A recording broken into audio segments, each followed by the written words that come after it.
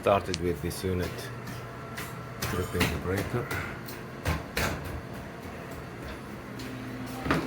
Okay.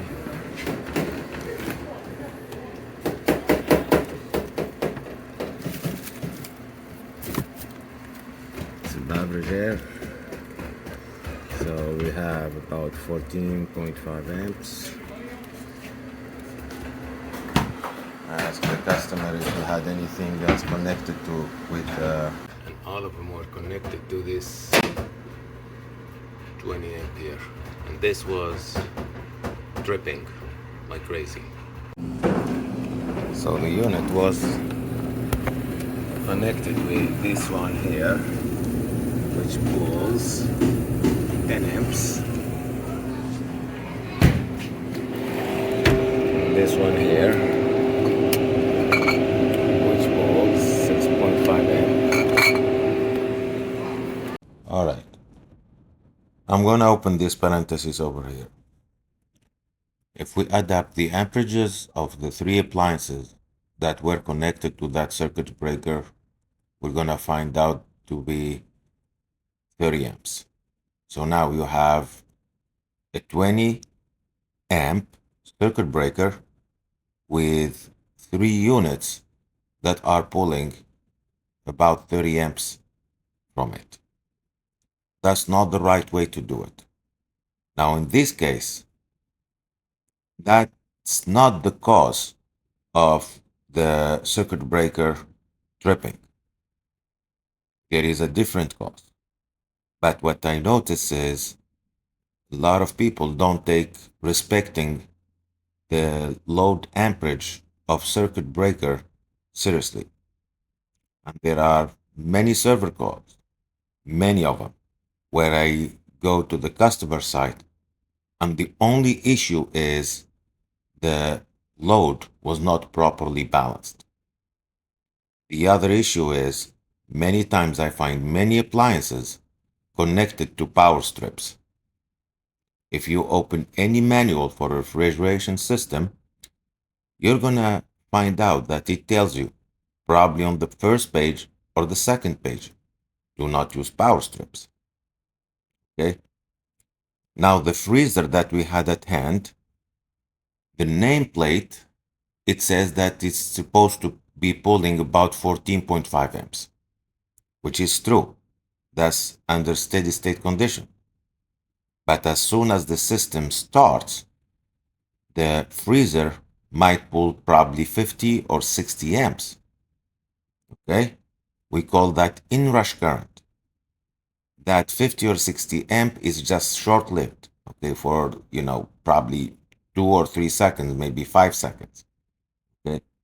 But if we have 3 units like that connected to the same circuit breaker and all of them start at the same time, then definitely that will be the cause of a circuit breaker tripping. Now, circuit breaker tripping is not a big deal. The problem is sometimes we might have a hazardous situation, and when there is too much amperage, it might cause a fire. And we've seen that many times. So I'm hoping people take, amperage load much more seriously. Okay? All right. I think I found the problem. All right. Let's check out the capacitance. It's rated for 40 microfarads.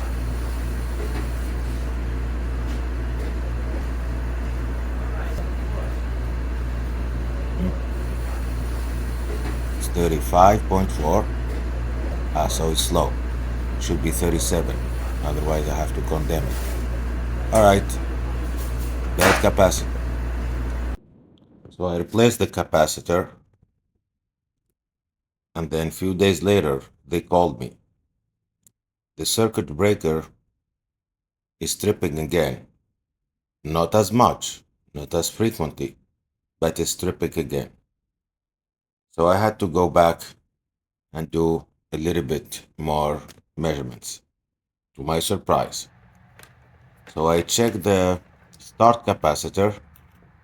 I checked it the first time, And then I'm checking it the second time.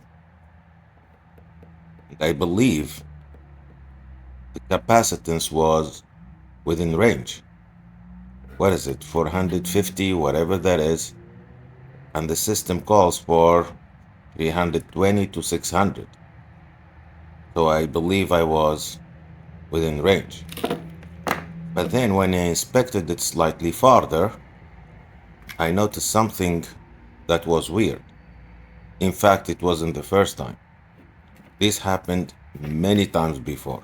If you take a look at the leads of the capacitor, okay, you're gonna find out one of them was slightly darker than the other one. So as soon as I start touching it, it was not steady.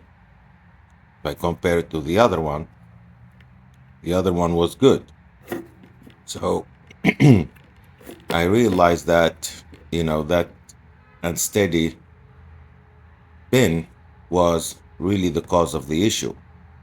So that was it. I replaced it. The customer never called me since. When I went the second day, I noticed that the evaporator coil was frozen. Okay, so it's frozen solid. Okay, just gonna do this.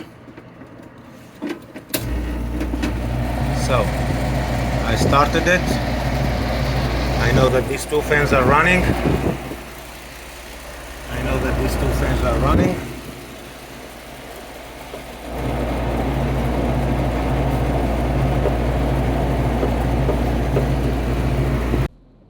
So I did the usual. I checked the pressures. I checked the heaters. I checked the defrost timer. No issues. So I let the system thaw, and then the customer did not call me again about the same issue. Just to make a point, really quick one.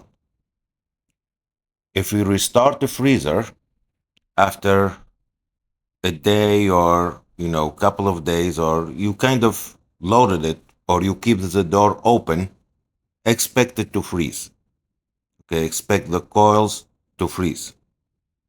Now, after troubleshooting and repair like the one I did, if it happened once, that's normal.